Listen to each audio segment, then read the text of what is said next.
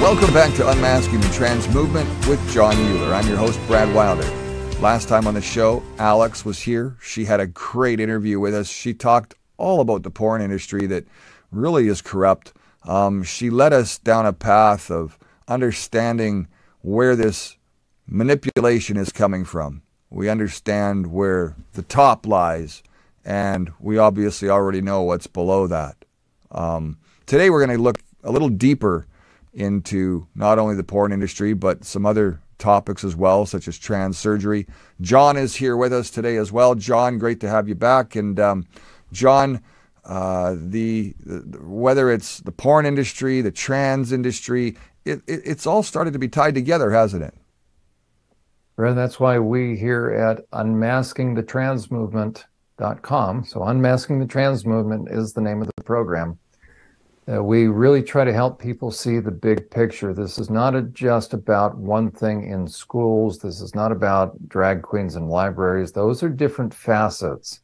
To really understand this, you have to get a macro perspective. You have to kind of get an 80,000-foot level view of this whole thing and see what I call are the dark special interests. Those that are interested in shifting cultures, those that are interested in changing the mores of a nation, those that are interested in making a financial windfall off of those kids that will eventually have, quote unquote, skin in the game.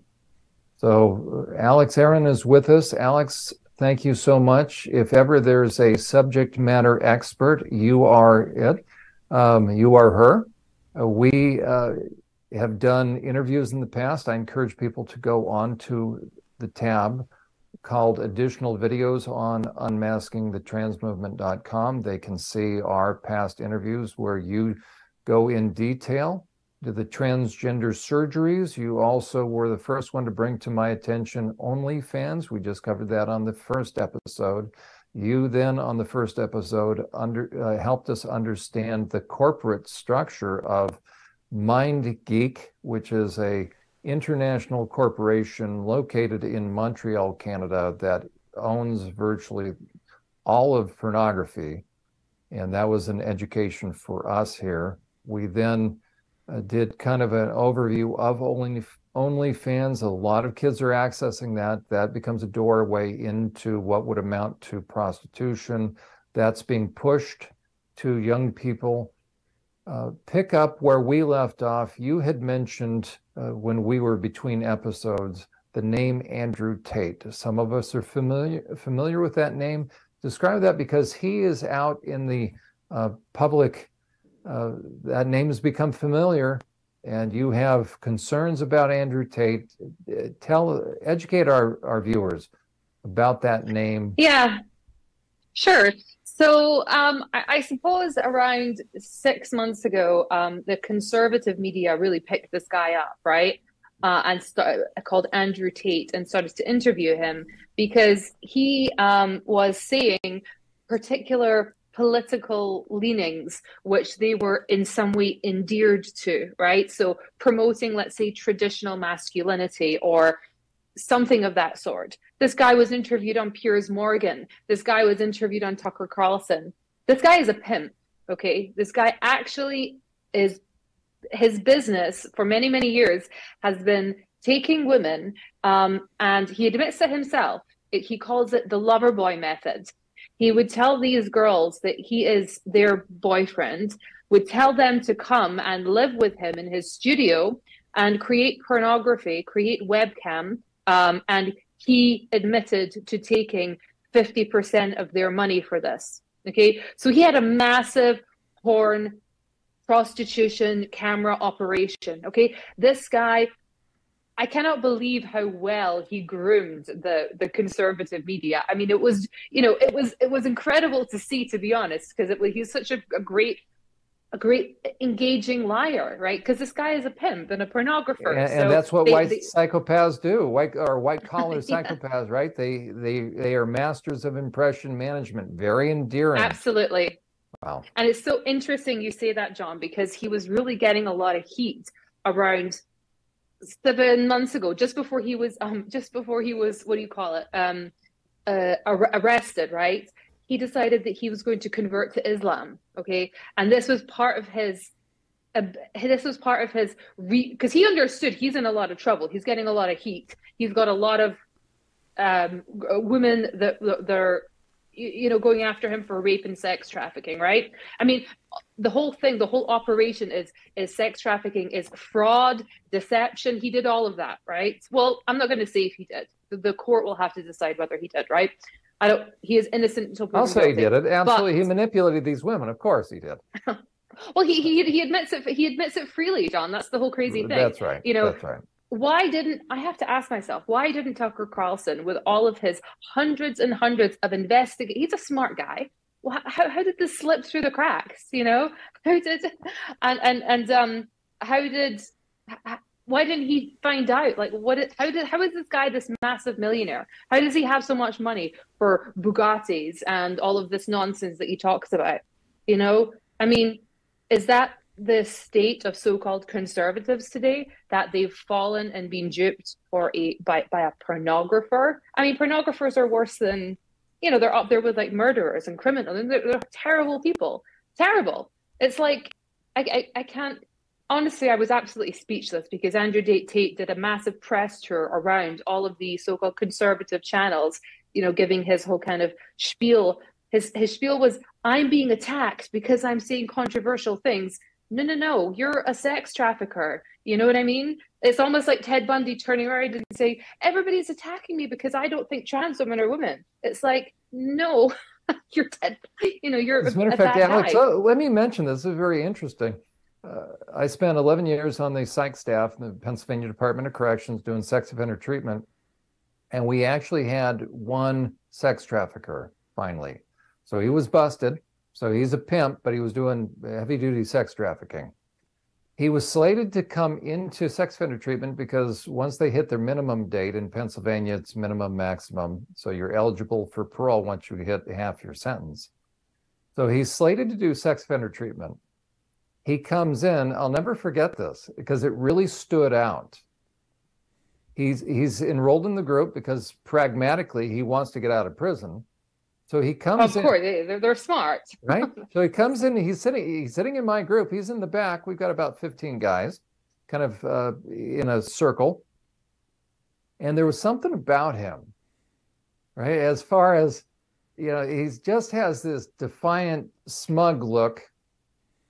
And when it came to when I announced, okay, everybody's going to talk about their offense, you're going to mention, and I will have in hand what you were busted for, what the original charges were, and then what you pled down to.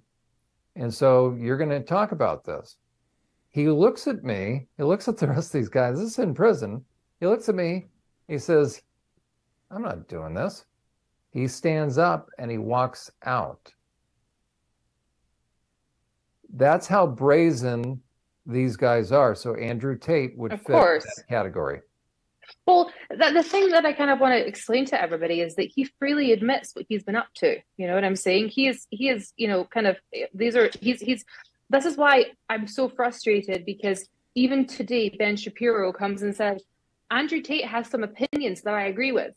So what? Like, listen to what this guy's up to. How am I going to go to jail? Well, probably. Well, then see ya! Bye! Yeah. It wasn't nearly as big, and I found this little webcam thing, and I was like, this might be some money.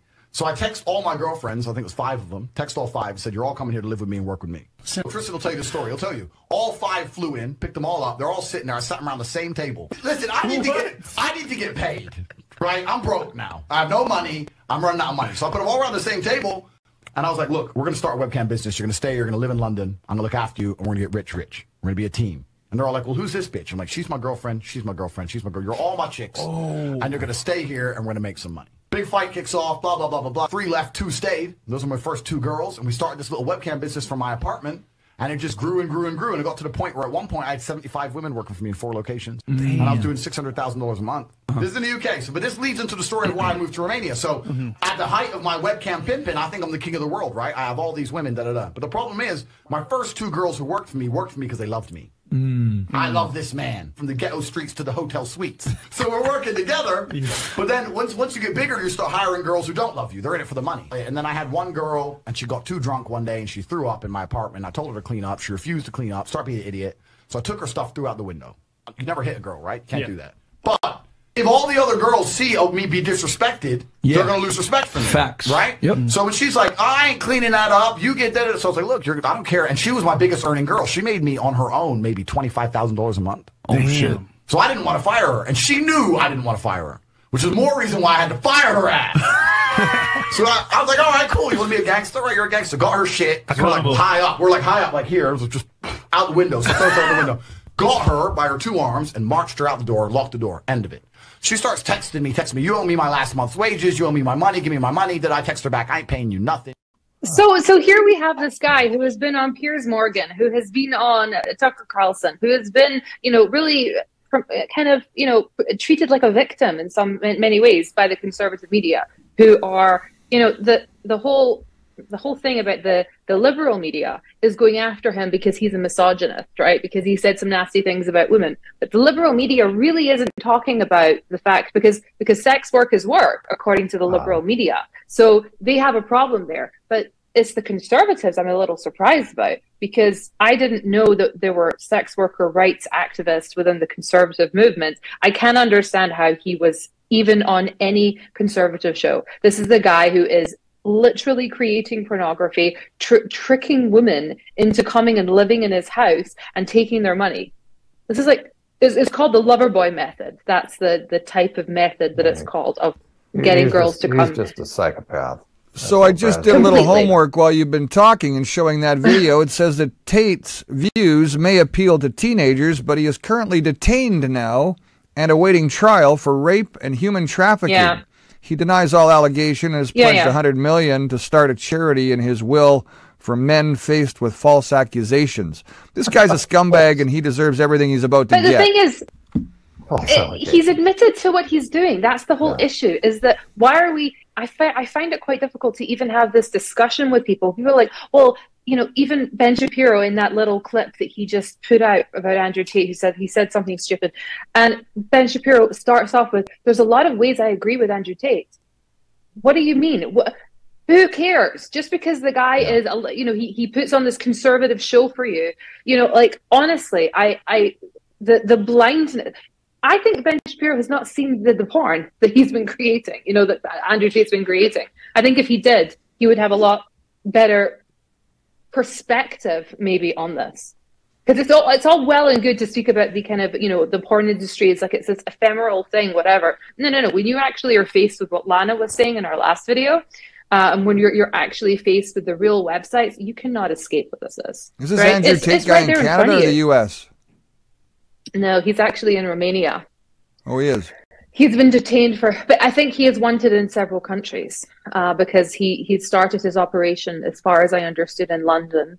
I mean, it's his method is like common street pimping, and he said the way that he would get girls is he would go out on dates with girls, sleep with them, and then ask them to join his harem, basically, of women. And obviously, words, just because he has a few great talking points, because he's a smart guy, he's a very, very smart manipulator. So he comes out and he goes, I'm being attacked by the liberal media because I'm a very conservative, traditional man. Everyone's just out to get me. It's like, what are you talking about? He's traditional. You're a pornographer. You're a real classic. traditional guy. Where's your wife and kids? He has a bunch of kids.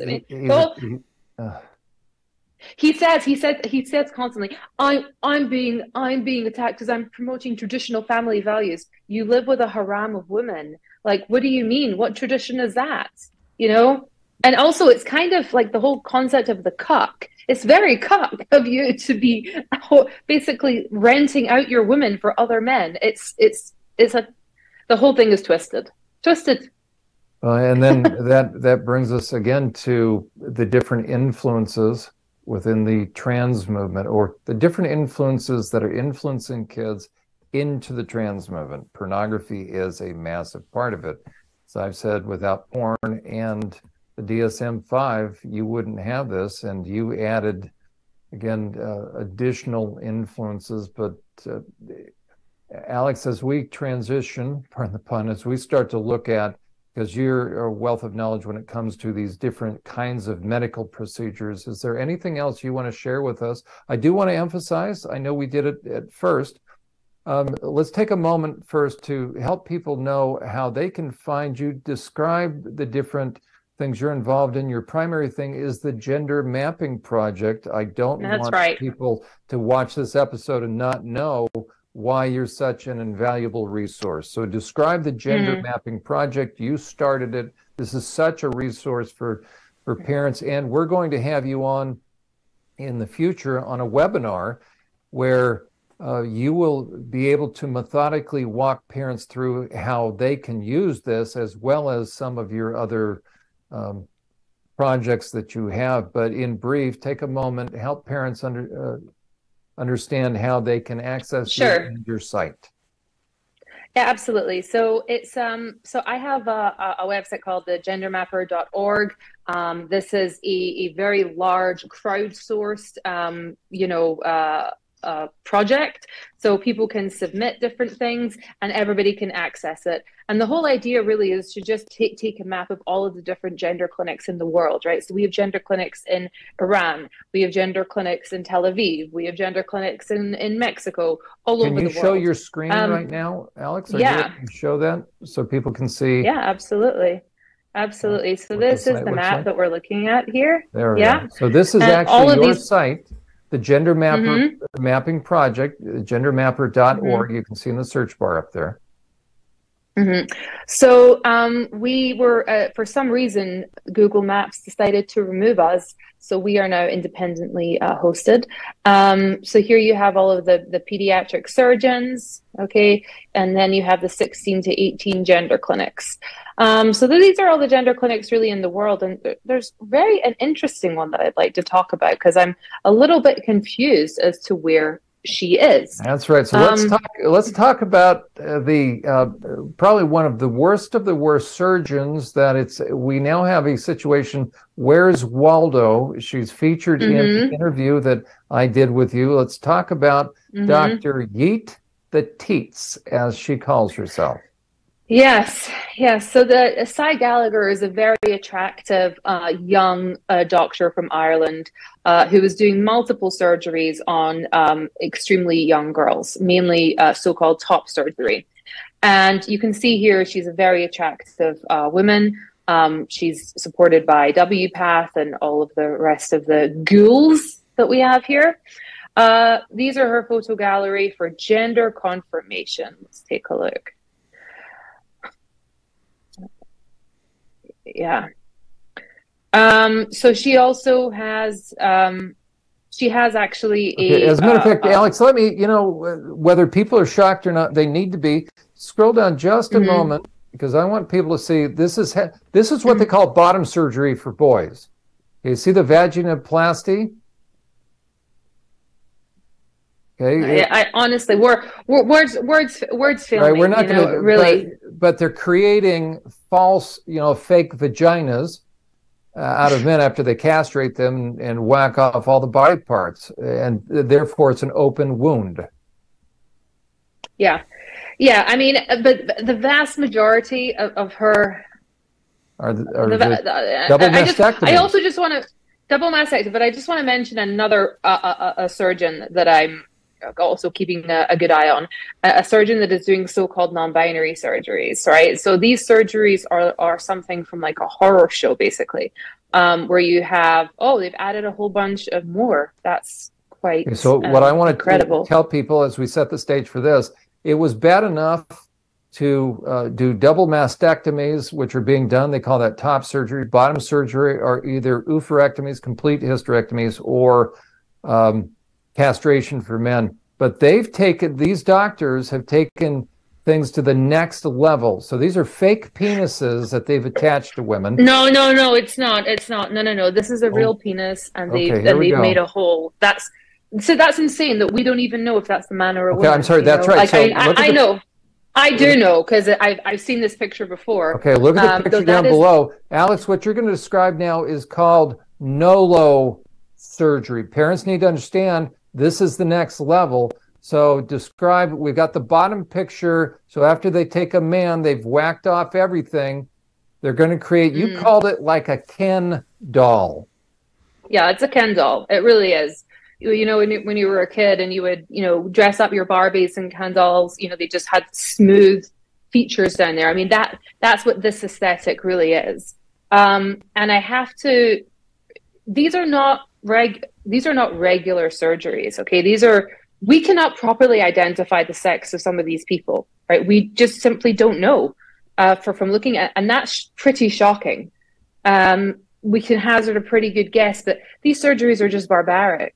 They really are just barbaric. And, you know, I applied to do one of these surgeries through them. I mean, I applied to get gender nullification surgery. And Alex, let's show another just picture as you're talking, just so people can get a sense of. Mm-hmm. Okay, so you pretended to be a prospective young person that wanted one of these surgeries. One of my volunteers called up, and it's actually on my YouTube channel, me calling them up. But I also got all of their information pack about how to become a patient, what you need to do. And I said, you know, my volunteer said that her son was 17 and wanted to have gender nullification surgery privately, because obviously this is not covered by insurance. So can you click on the far right, the top right, because this is what you're talking about over on the right. Mm-hmm. Oh gosh. Go to the next Sorry. one. You know, but again, we need to, this is full disclosure, folks, right? This is what's being pushed on our kids. There we go. Okay. This is the trans movement, folks. People need to understand at the end of this moving sidewalk, this is what they have planned for our kids. A slave to the medical industry forever, too, right? Let's just read what this description of this actual thing is. Gender fluid trans feminine patient, this is a man, who desired nullification, penectomy, orchiectomy, scrotectomy. So that's removing the penis, removing the balls, and removing the glands. Oh gosh. This is an immediate post-operative result. The Foley catheter is removed 1 week post-op. And I don't know how you could comfortably put your name on this surgery. Genuinely, I really just don't understand. Maybe the doctor's name is right there. Okay, hey, he's proud of, Alex, ready? I can't understand it. Right, the reason why we exist right now, unmasking the trans movement, we are unmasking the trans movement right now. The pushers, the 20%, and this is like the top 10% evil individuals, they are using the trans movement to get kids on a moving sidewalk, to eventually push them through sterilization onto a surgeon's gurney to do this.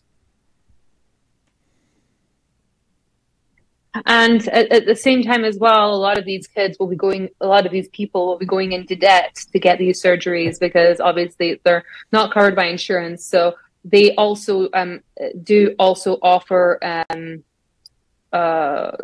credit as well. A lot of these, I'm not entirely sure if they banks are happy. That's right. So banks are happy to let kids put these on their credit card. Mm-hmm. Well, you have payments. Okay, so here you have notice to payments with open payments database process. Step 1. Wow.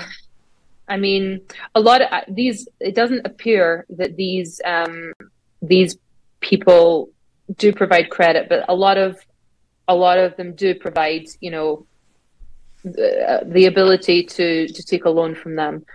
And they only need a single letter from a health, right? Which means a gender therapist, which is a misnomer. It's a marketing scheme.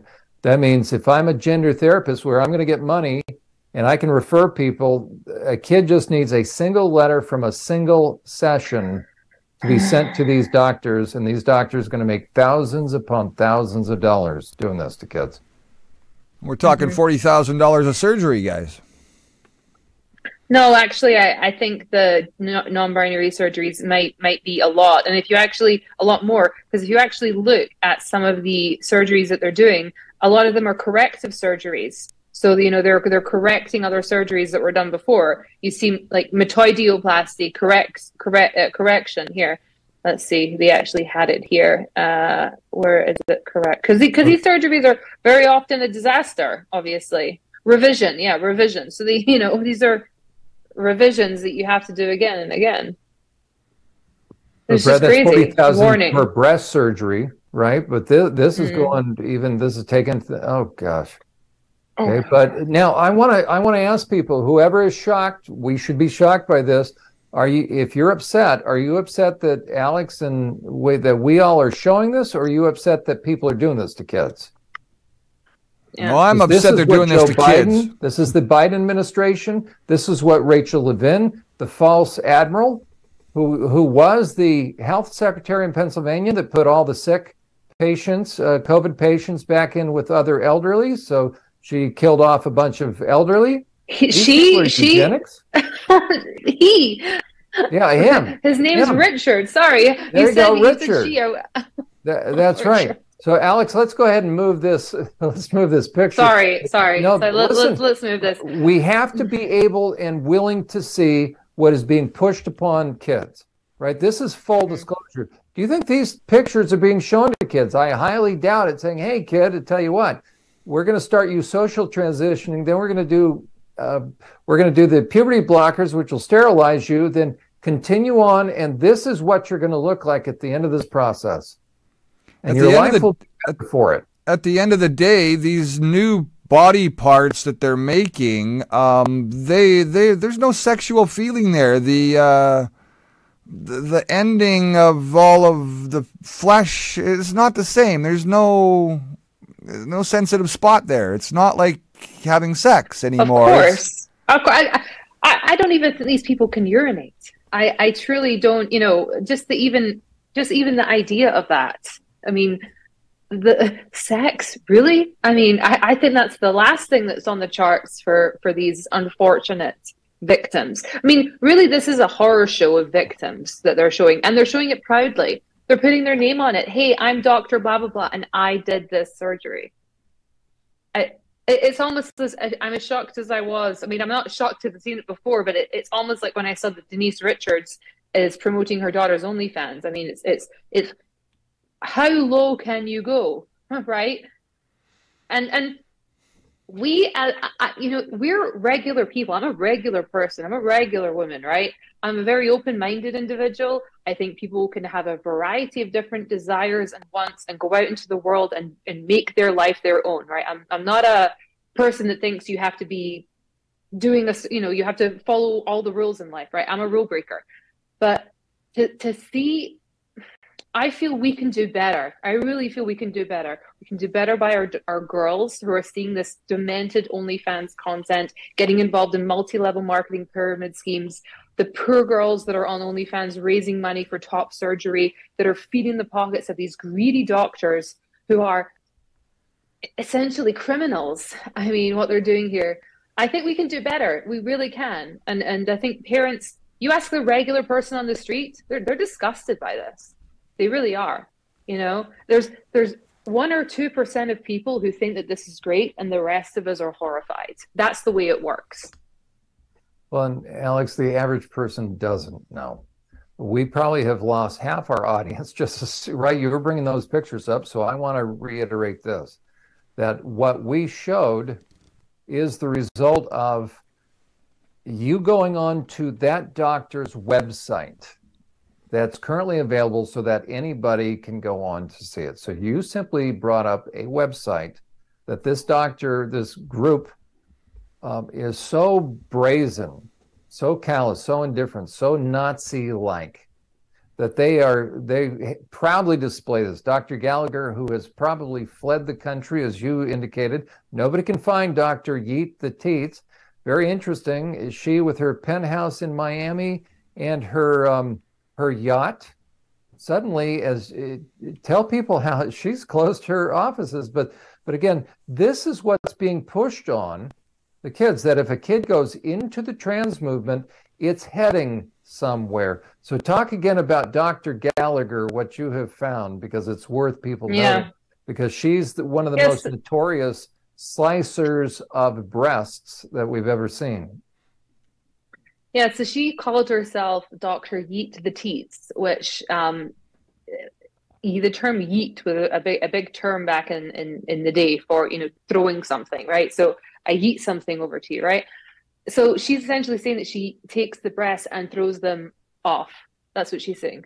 And she's incredibly popular on TikTok, which has a demographic of, the 13 to 16-year-old demographic. So very, very young people. People my age are not really on TikTok. I mean, I'm only 35. I'm not 100 years old. But, TikTok really is for young people. And her main source of advertising was to make these very glitzy TikTok videos, la, la, la, la, I'm a wonderful doctor. Look at my patients that I'm helping. She was a ghoul, really a ghoul.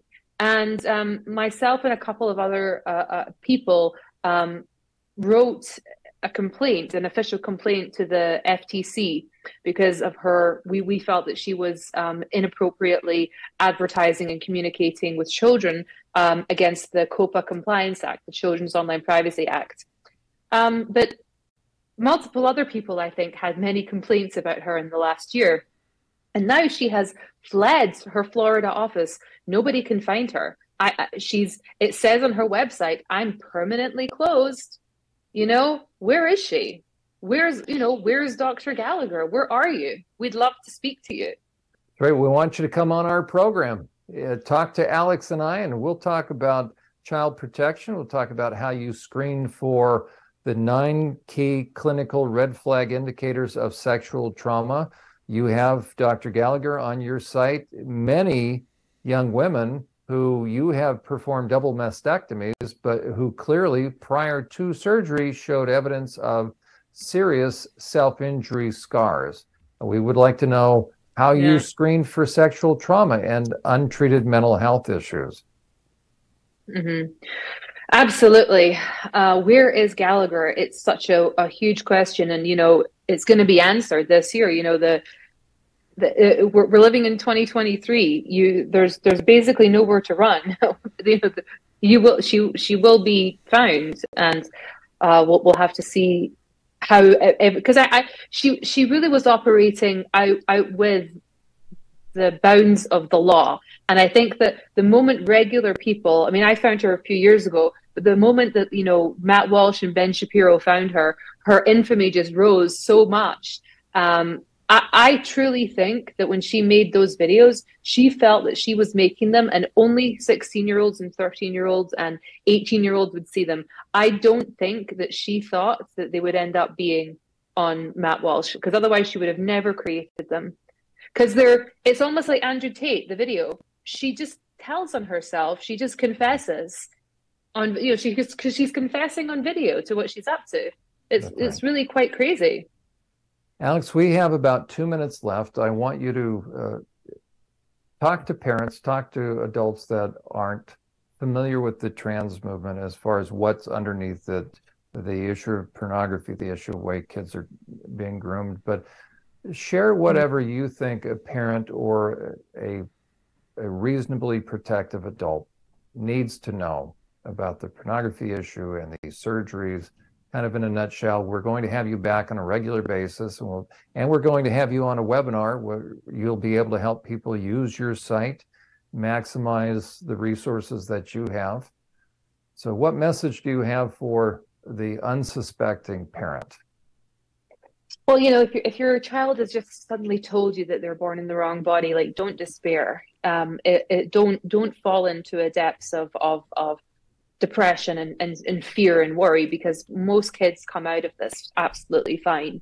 I would absolutely say that if you have the ability to take away smart devices from your kids, you absolutely need to try and do it, or at least put safe internet filters on, and also see the content that they're accessing, right? Um, in addition to that, if your kid has suddenly told you that they're trans or born in the wrong body, you can come to Partners for Ethical Care. We have a lot of podcasts. We have a lot of resources. We offer a 24/7 chat helpline if you're experiencing this issue in your family.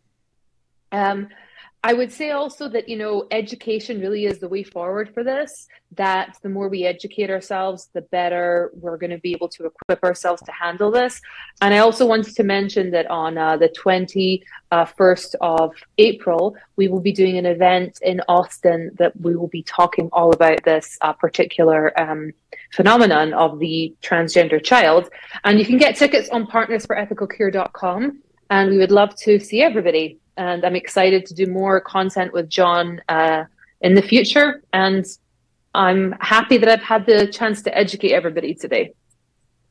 Alix, thank you so much for your time, all the way clear across the world in Israel. And again, nobody knows this stuff like you do. And so we're thrilled. We're thrilled to have you on. We wish we could be talking about a different subject, but thank you so much. Brad, I know you're as, whenever Alix starts informing me, even though I know a lot of this, I probably know a little bit more than you. And so you as a dad, you as a average regular guy, this is hard stuff to take. I've seen some photographs today that I will be left with imprinted in my mind. It's didn't need to see that, but you need to see that. It's super important that you understand the real deviation behind this. And also, I think Lana's video especially is something that I would love to get out there somehow, just to have that 60-second clip of her explaining what she, was coerced into doing, or, whatever.